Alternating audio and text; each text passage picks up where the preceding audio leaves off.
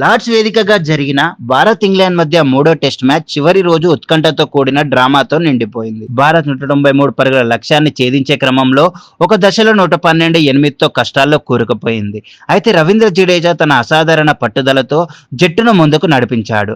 మ్యాచ్లో ఉద్రిక్తతలు తారస్థాయికి చేరాయి. 35వ ఓవర్ చివరి బంతి తర్వాత జడేజా పరుగుకు వెళ్తుండగా ఇంగ్లాండ్ ఆటగాడు బ్రైడెన్ కార్స్ అతనికి అడ్డుపడ్డాడు. కార్స్ జడేజా మెడకు చెయ్యి చుట్టేయడంతో ఇది ఉద్దేశపూర్వకంగా జరిగిందని అందరూ భావించారు.